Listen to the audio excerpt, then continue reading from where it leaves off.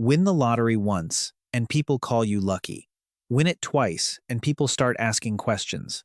Win it 14 times, and, at some point, luck stops being a complete explanation. That is what makes Stefan Mandel such a useful place to begin, because his story sounds like the purest example of outrageous fortune. Yet much of what made it possible was almost the opposite. Mandel was a Romanian-born economist who became famous for a series of lottery victories, eventually associated with 14 wins across Romania, Australia, and the United States. But he was not simply buying one ticket, closing his eyes and somehow making the universe cooperate 14 times. He was trying to change the mathematics of the game. And somehow, this is only the first story, because after Mandel, we get a Virginia park ranger struck by lightning 7 times. Then, a flight attendant officially recorded as surviving a fall of more than 10 kilometers without a parachute. Then a Japanese engineer who survived the atomic bombing of Hiroshima traveled home and survived the atomic bombing of Nagasaki 3 days later. And finally, an Alabama woman who was taking an afternoon nap when a rock from space came through her roof and hit her. At that point, the obvious question is, how can one human being be that lucky? But that is not actually the most interesting question. The better question is what we really mean when we call something luck. Because these 5 stories look similar from a distance, they are all extremely improbable. But when you get close, they are driven by very different things: mathematics, repeated exposure, physics, historical circumstance, human decisions, and sometimes randomness so clean and ridiculous that there really is nowhere else to put it. Start with Mandel. His basic insight was not that he knew which numbers were going to be drawn. That would have been magic, and unfortunately, mathematics remains stubbornly less cinematic. Instead, he looked for lotteries where the structure of the game created an unusual opportunity. Imagine a lottery with a finite number of possible combinations. Normally, buying more tickets simply increases your chance of winning while also increasing the amount of money you can lose. That is not a business model. That is just gambling with excellent stationery. But suppose the jackpot becomes larger than the theoretical cost of buying every possible combination. Now, the problem changes. If every combination can actually be purchased, one of your tickets must contain the winning numbers. You still have taxes, logistics, the risk of sharing the jackpot, secondary prizes, ticket printing limits, retailer cooperation, and the small matter of physically processing millions of entries. But mathematically, you are no longer asking, which numbers will win? You are asking, can I afford to own all the answers? That distinction became spectacularly important in Virginia in 1992. The Virginia lottery had about 7.1 million possible combinations, while the jackpot had climbed to roughly $27 million. Mandel's syndicate raised money from thousands of investors and attempted an industrial-scale ticket purchase. Contemporary reporting says the group managed to buy at least 5.6 million tickets before logistical problems prevented them from covering every combination.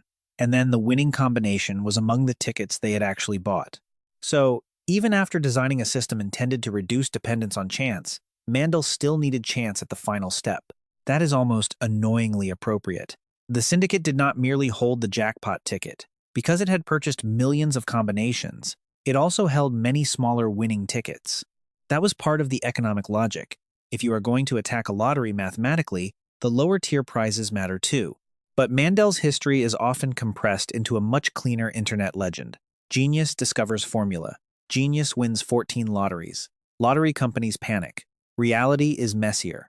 His earlier Romanian strategy involved what he called combinatorial condensation, a method that is still imperfectly documented.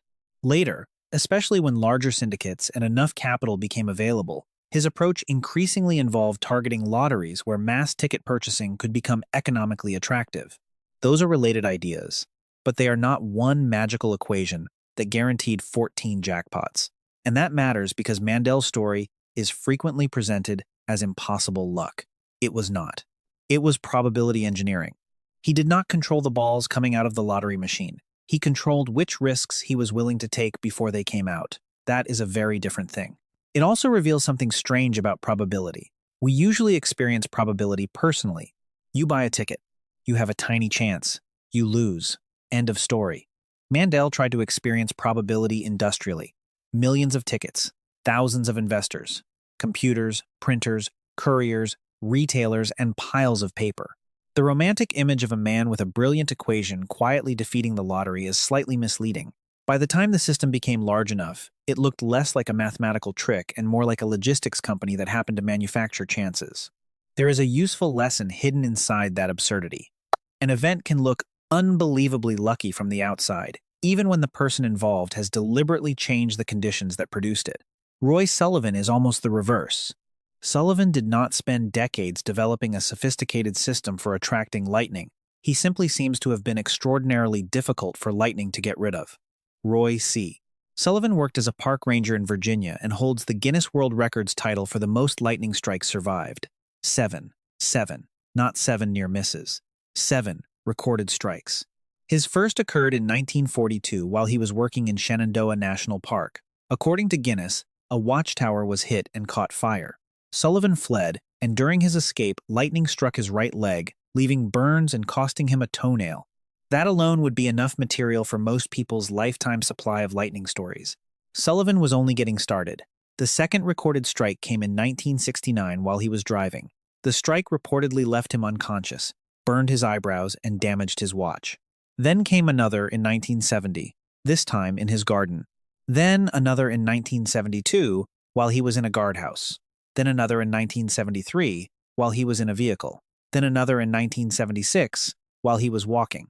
And in June 1977, during a fishing trip, lightning struck him again, burning his chest and stomach. 7 strikes over roughly 35 years. There is a temptation here to imagine that Sullivan somehow attracted lightning in a supernatural way, because 7 sounds too absurd to fit inside the normal version of nature.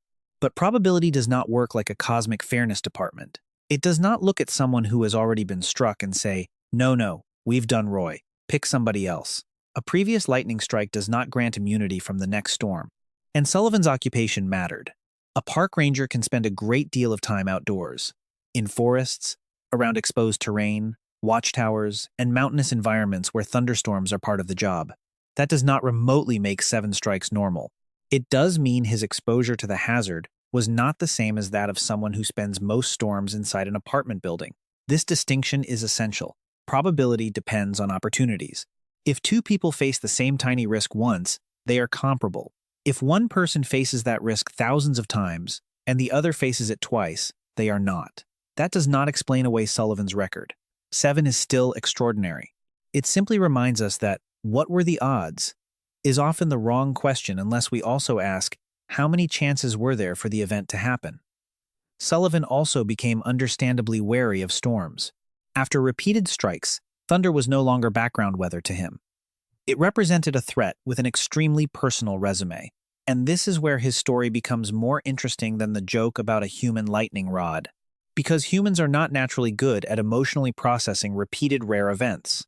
If something happens once in a million opportunities, we hear 1 in a million, and imagine it essentially cannot happen, but someone has to occupy that one. And if the world provides enough opportunities, eventually it will. Rare does not mean forbidden, it means expensive in attempts. That idea becomes much more uncomfortable when we reach Vesna Vulović. On the 26th of January 1972, Vulović was working as a flight attendant aboard JAT Yugoslav Airlines Flight 367.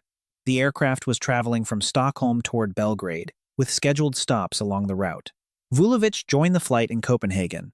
She was not supposed to become one of the most famous survivors in aviation history. She was supposed to go to work. Then the aircraft broke apart over Czechoslovakia.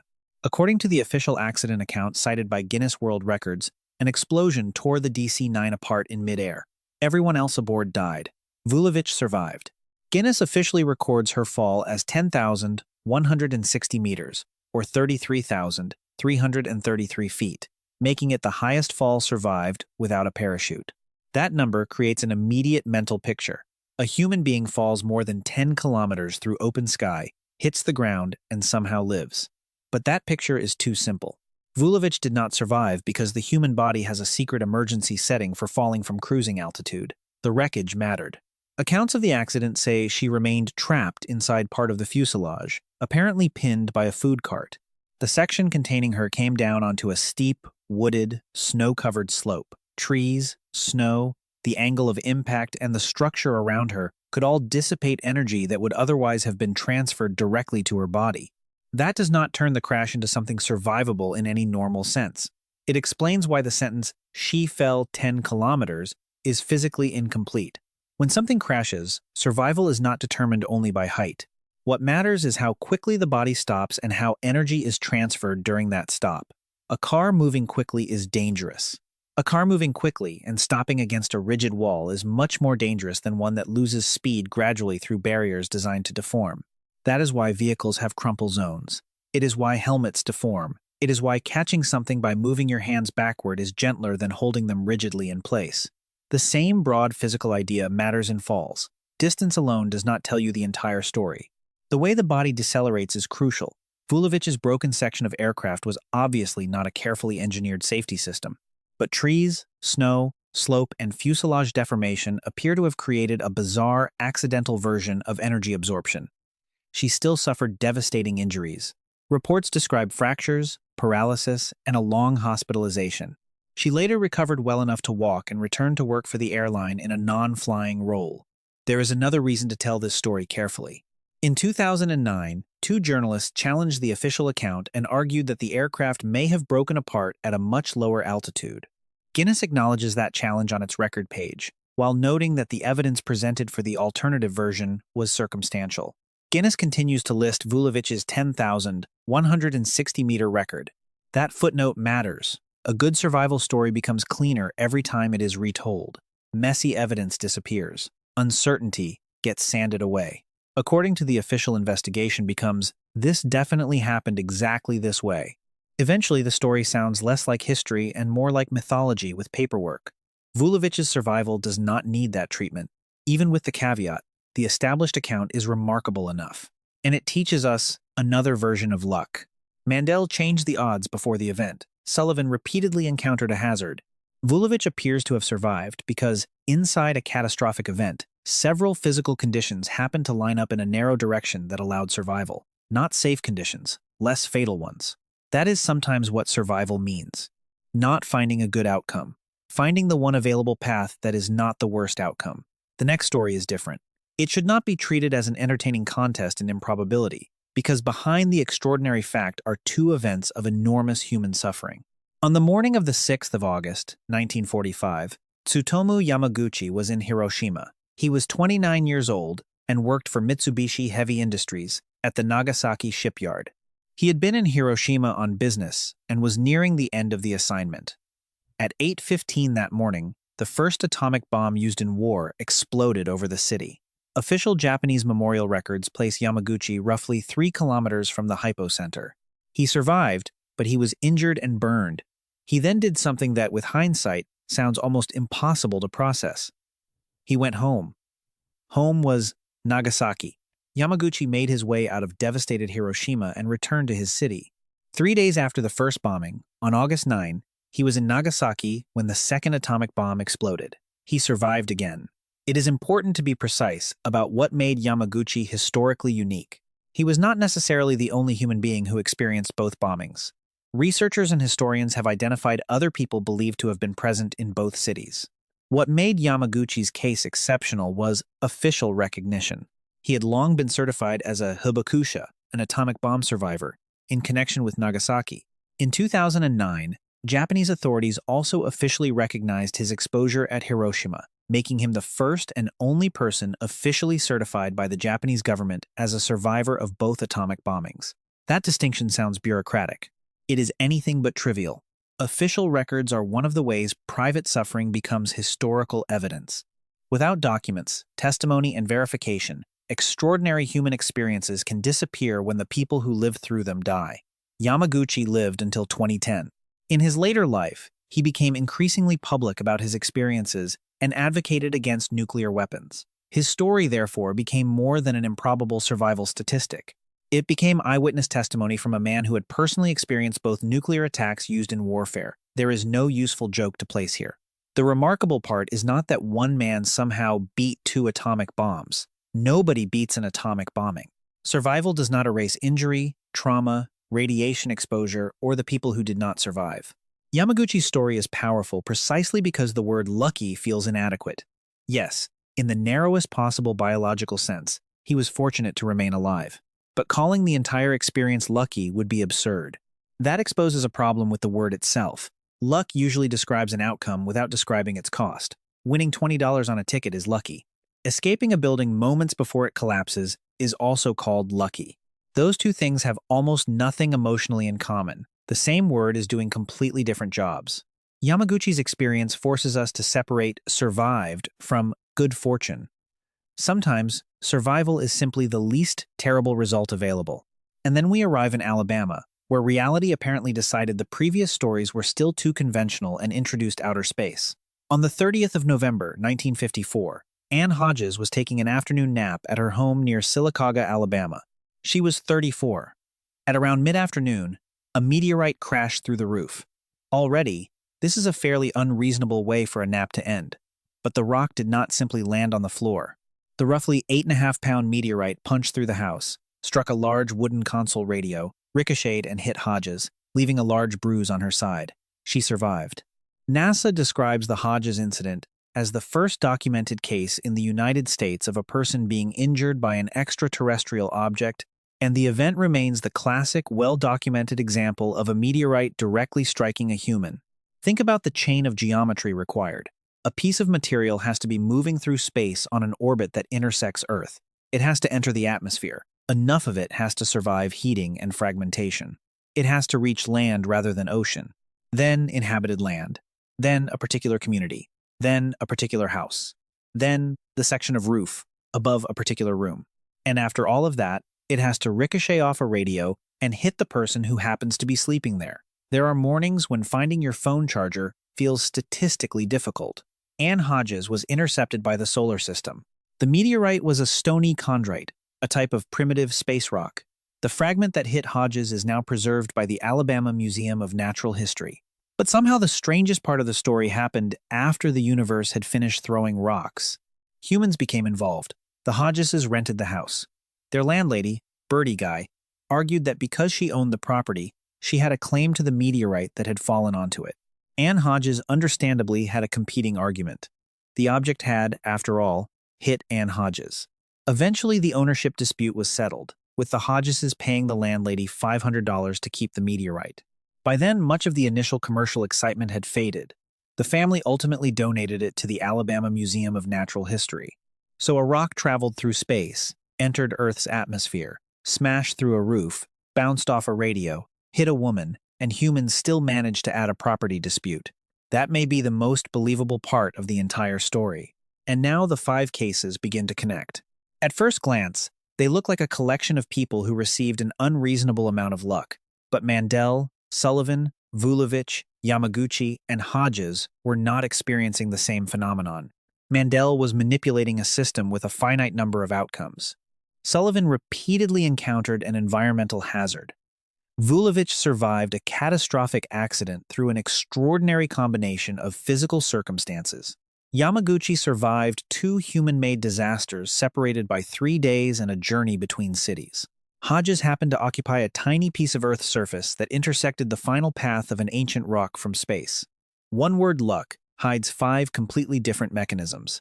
And this is where statistics becomes both useful and deeply annoying. Our brains are excellent at noticing unusual outcomes. We are much worse at counting invisible opportunities.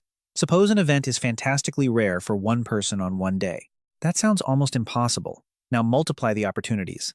Billions of people, thousands of days in each lifetime, millions of journeys, storms, flights, games, objects entering the atmosphere, wars, accidents, decisions, tiny variations in where somebody stands, which road somebody takes, which seat somebody occupies, which second somebody leaves a building. Human history is not one experiment. It is an almost incomprehensible number of experiments happening simultaneously. And when the number of attempts becomes enormous, things that are astonishing at the individual level become less astonishing at the species level. Somebody eventually gets the strange result. We then give that person a name and tell their story. This creates a subtle form of selection bias. We do not make documentaries about the millions of people who bought ordinary lottery tickets and received ordinary losing results. We remember Stefan Mandel. We do not tell stories about every ranger who worked through thunderstorms and was never struck. We remember Roy Sullivan. We do not create world records for ordinary flights that land normally. We remember Vesna Vulović because Flight 367 did not. History is full of normal outcomes. Normal outcomes are simply terrible at getting book deals. That does not make the extraordinary cases less real. It explains why they feel more common in stories than they are in life. There is another trap here: survivorship bias. Survivorship bias happens when we study the cases that remain visible and forget the cases that did not survive the process we are examining. Vulovic's survival invites us to ask how she lived. That is a legitimate question. But if we turn her into proof that humans can somehow survive gigantic falls, we ignore the overwhelmingly important fact that the other people aboard did not survive. Yamaguchi's life invites us to examine the chain of events that allowed him to live through both bombings, but it cannot turn the bombings themselves into stories about resilience rather than mass destruction. Survival stories require balance. The survivor is remarkable precisely because the event was so dangerous. Remove the danger, and there is no story. Ignore the victims, and the story becomes dishonest. Mandel's case adds another complication. Sometimes a rare outcome is not evidence of extreme luck at all. If you see someone win repeatedly, you need to know how many tickets they bought. That sounds obvious, but the principle applies far beyond lotteries. If someone makes 100 business investments and one becomes enormously successful, that is different from someone making one investment and choosing the winner. If a person predicts hundreds of events and later shows you the 5 predictions that were correct, you are not seeing prophecy. You are seeing editing. The denominator matters. How many attempts? How many failures? How much exposure? How many opportunities? Without those numbers, an extraordinary result can tell a very misleading story. Mandel understood the denominator better than almost anyone. He tried to buy it. Sullivan accidentally accumulated it. Every thunderstorm, every outdoor shift, and every exposed journey added another opportunity for something rare to happen. And yet even that is not enough to make his 7 strikes ordinary. This is another important point. Explaining part of an unlikely event does not make the event unimpressive. Sometimes people hear a physical explanation for a survival story and react as though the miracle has been removed. Vulović was inside wreckage? Oh, then apparently falling from the sky was easy. No. Trees, snow, structure, and impact angle may help us understand how survival became physically possible. They do not make the crash safe.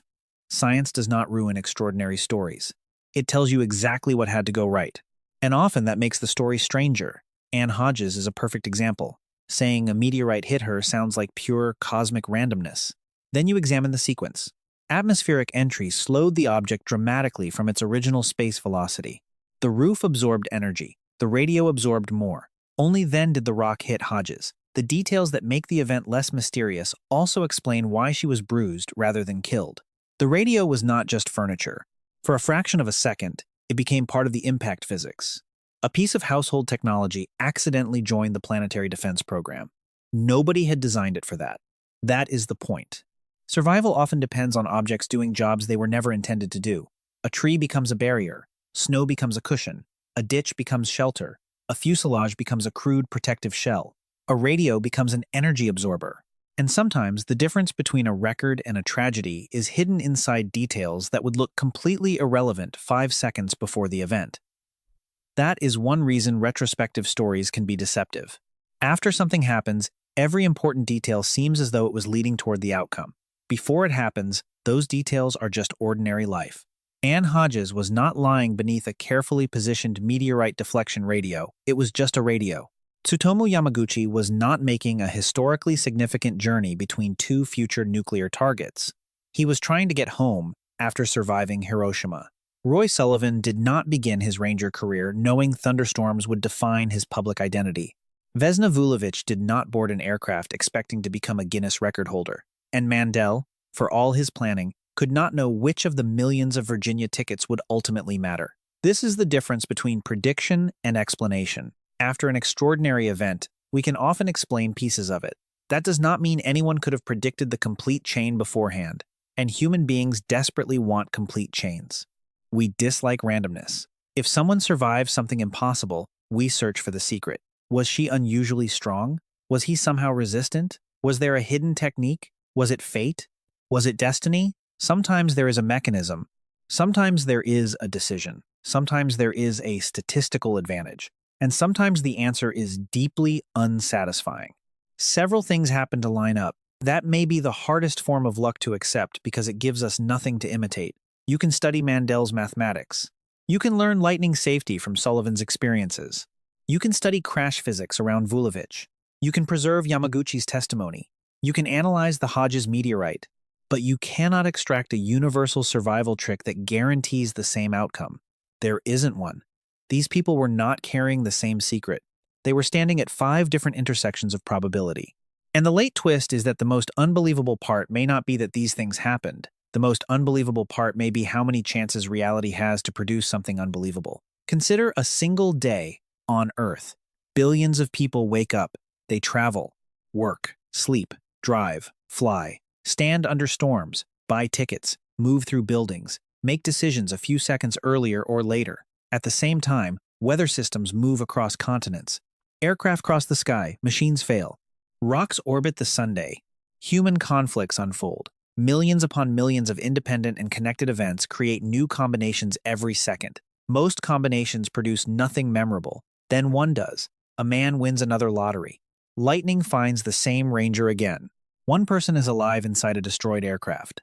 A wounded engineer arrives in another city just before history strikes twice. A meteorite finds a roof.